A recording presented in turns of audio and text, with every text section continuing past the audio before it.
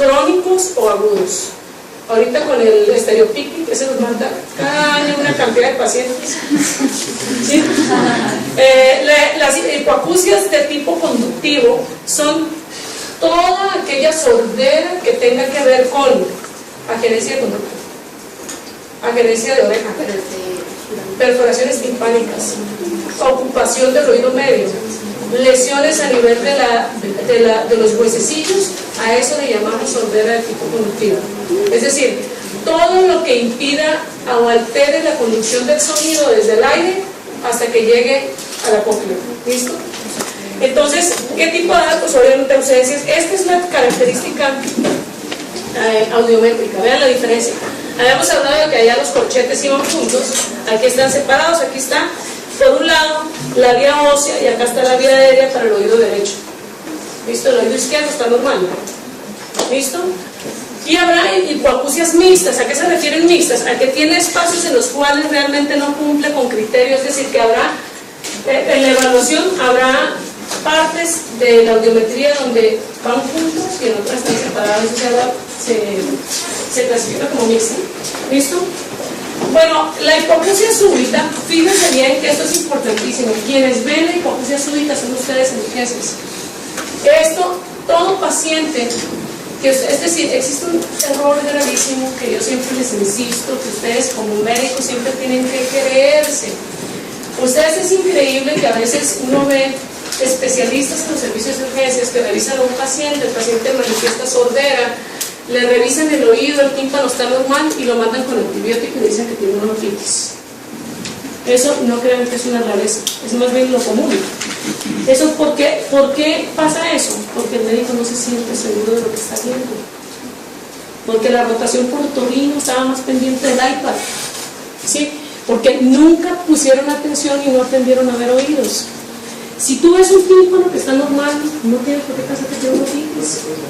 Si tú no estás viendo nada en el retrotímpano, o sea, atrás del tímpano, en el oído medio, eso no es noticias.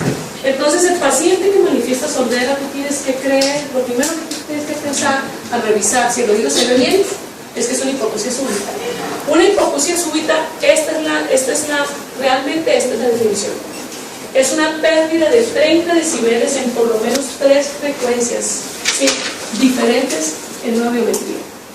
¿Cómo se manifiesta? Es una hipoacusia de tipo neurosensorial de inicio súbito.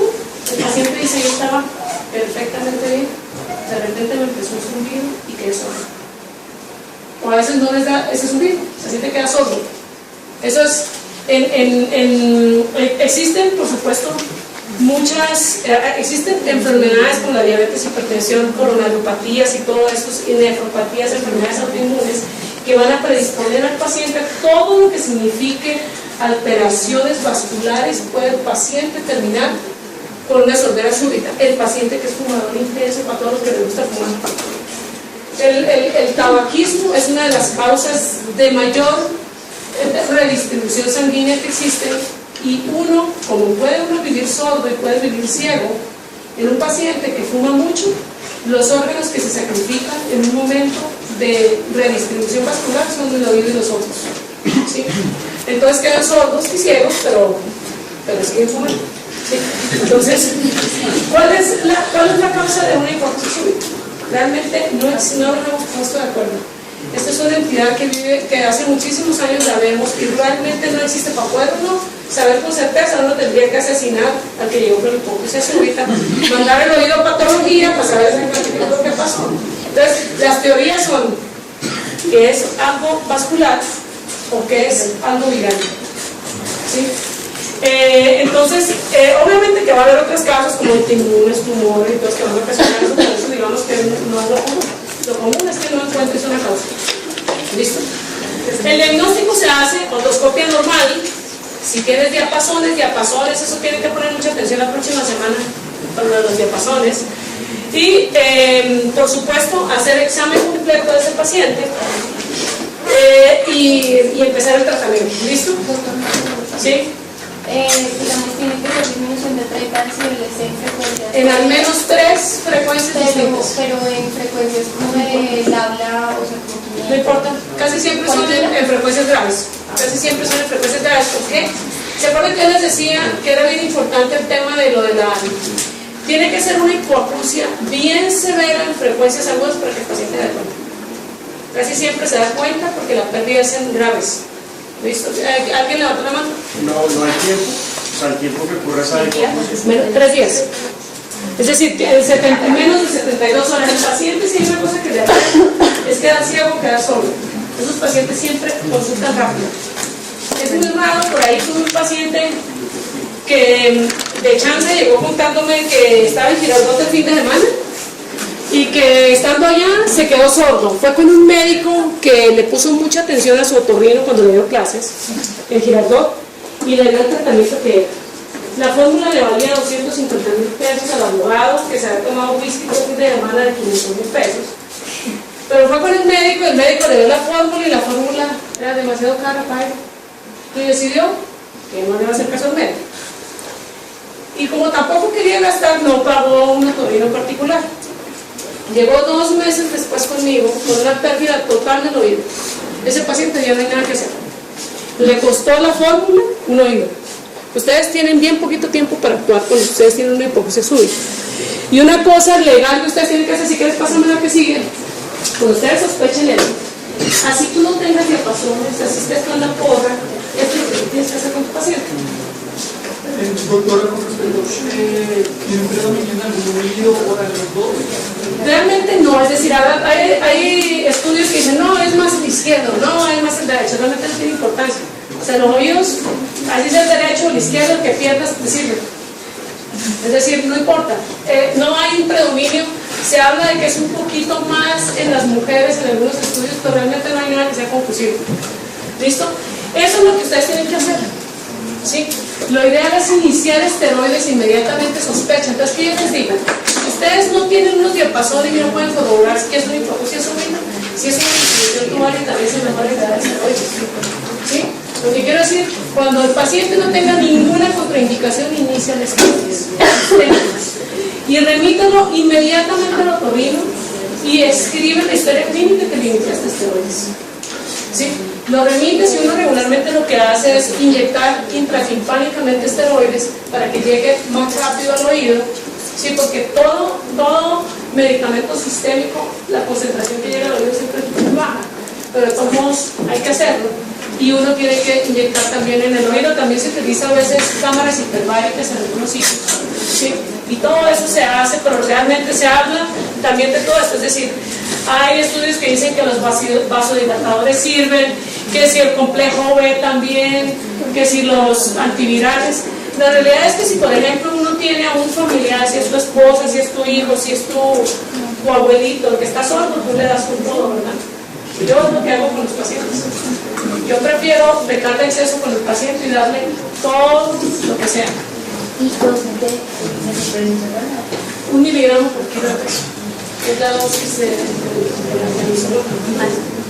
Bueno, ¿alguna pregunta sobre hipoacusia súbita? Bueno, ahora vamos a hablar sobre presbiacusia. La presbiacusia es sordera que empieza a partir de edad 60. Entonces, es una disminución fisiológica por envejecimiento de las células cognitivas. Esa es la definición de una presbiacusia. En esto es importante que ustedes le comenten al paciente que eso es un proceso degenerativo que no tiene reversa, pero que uno tiene que hacer algo por ese paciente. El aislamiento de las personas mayores, porque no se le indica un audífono, es bastante importante. Y es, miren, métanse un día nomás por internet, vean cuántos chistes hay de los abuelitos sordos. O sea, la realidad es que eso no debe ser. O sea, mira, imagínate que si uno tiene la oportunidad de ayudar a las personas mayores a la integración social, hay que hacerlo. ¿Listo? Sigue, por favor, me pasas. Existen otras causas. En estas, los culpables somos los médicos. Los culpables somos los médicos. Yo a veces les digo al paciente, bueno, es que miren, yo estaba hospitalizado, tenía una fractura abierta de fémur y me dieron medicamento y salió sordo el paciente. Anteriormente se justificaba mucho porque había pocos antibióticos y uno de los mayores protótipos que que dejaron mucho paciente con discapacidad auditiva fueron los aminoglucósidos. Y los aminoglucósidos se siguen usando mucho. Y el aminoglucósido es, la sordera es directamente proporcional al número de días que lo hace. A mayor número de días, mayor sordera. Y la sordera de los aminoglucósidos es irreversible. En esto yo quiero invitarlos a que ustedes lean sobre aminoglucósidos por curiosidad médica. Lean para saber que existen medicamentos tan comunes como la furosemida, como el ácido acetilsalicílico, que son de uso bastante común, que cuando nosotros no hacemos las cosas en forma adecuada, el paciente puede terminar con sordera. Gracias a Dios que ototóxicos como la furosemida son reversibles, pero hay muchos que son irreversibles. Y digamos, por ejemplo, con el cisplatino, pues uno dice, pues sí, en la realidad si yo me voy a quedar sordo, pero voy a sobrevivir a un cáncer, pues prefiero quedarme sordo, ¿sí? Pero digamos que uno tiene siempre que poner las cosas en una balanza, pero si tú tienes una alternativa como médico y puedes darle algo diferente, acuérdense por favor de eso. Siempre que vayan a formular, sobre todo en pacientes que tienen sorderas, que tienen un oído único valioso, siempre fíjense que formulan, por favor. ¿Listo? Bueno, la exposición al ruido, miren que por ejemplo, eso de que les decía yo del estereopicnic no es una mentira. Es decir, el oído, ¿saben cuál es la capacidad máxima que un oído tolera un ruido? ¿Quién da más? ¿Hasta cuánto? 150. ¿Quién dijo más? 80 decibeles. 80 decibeles es la capacidad máxima que el oído es capaz de soportar. Miren todo lo que se sale de esos 80 decibeles. Miren el tráfico de la ciudad. ¿Sí? Para esos vendedores ambulantes o para nuestras pobres empleadas domésticas. ¿Sí? Y de ahí para abajo, es decir, un ruido, si ustedes se exponen a un ruido de 130 decibeles, lo máximo que el oído tolera antes de empezar a dar daño irreversible es media hora. Hay un estudio que hizo la Universidad Veracruzana en el 2014 que midió a una universidad como esta, metió a todos los muchachos a un estudio. El 30% que usaban audífonos para escuchar música tenían pérdida auditiva en frecuencias altas. ¿Por qué sucede eso?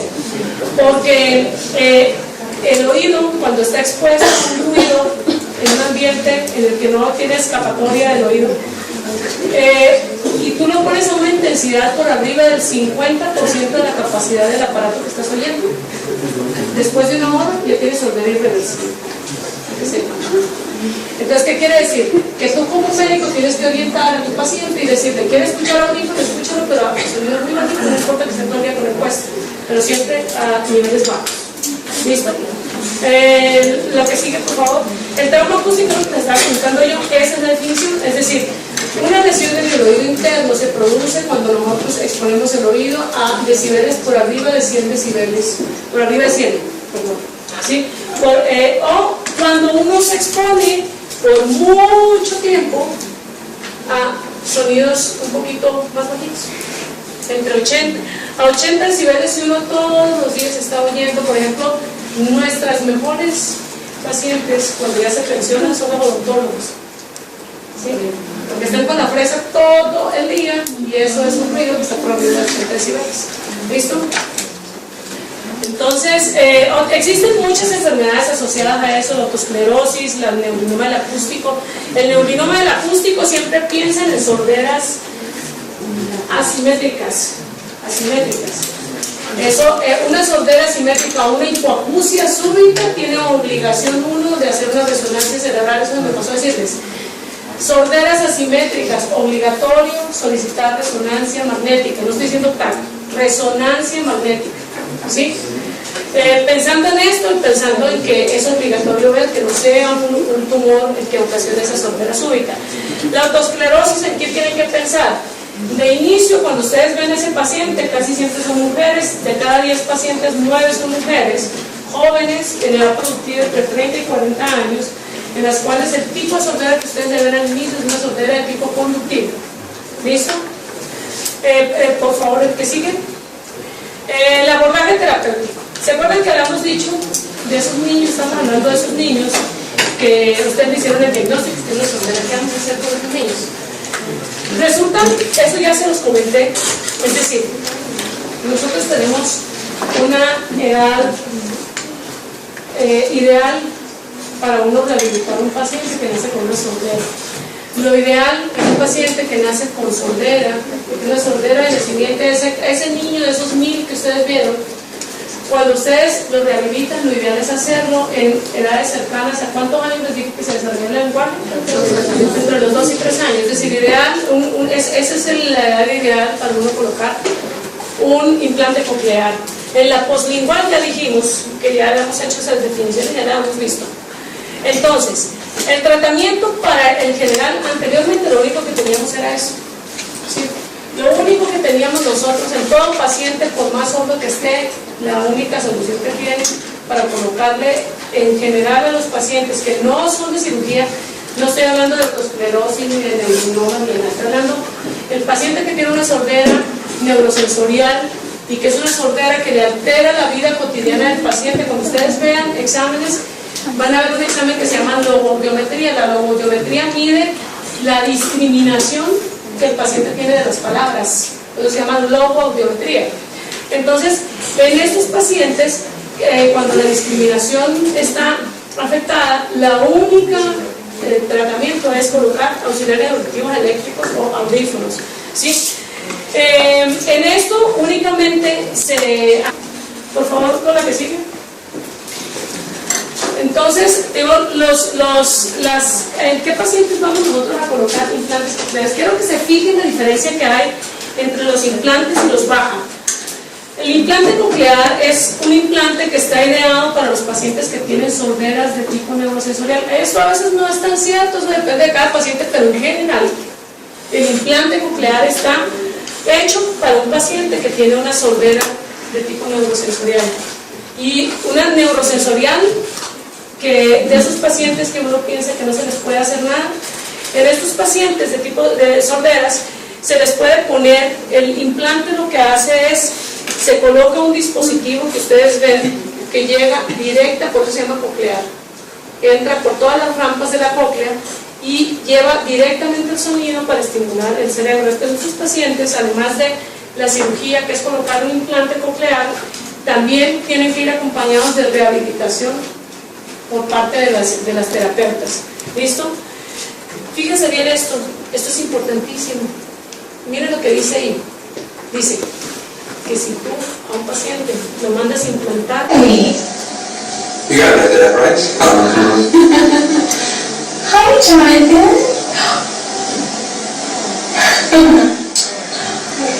Hi. We call that a late Christmas present. Hi. Good job, buddy. That's really good. Primera versión en los pacientes con escucha por primera versión.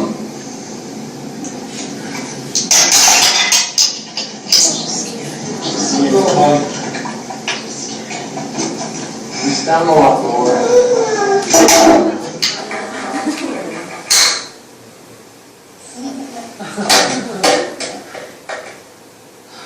Yes.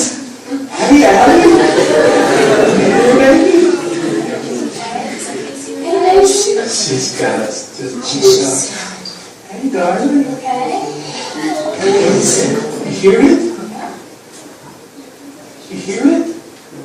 ¿Qué pasa con los pacientes que están escuchando, pero a veces cuando están en edades un poquito más avanzadas, pacientes pero no logran entender su terapia, hay que rehabilitar, no solamente operar, sino rehabilitar.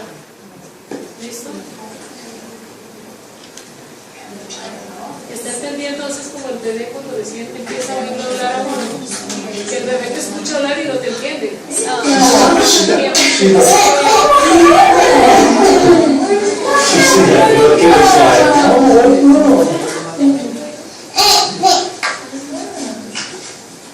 Miren que lo que se hace a través de ese aparato es que se programa el implante de acuerdo al tipo de es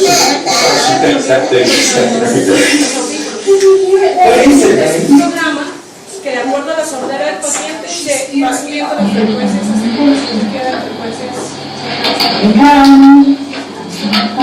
Yeah, the resolution there, yeah. Oh, yeah, I'm sorry, I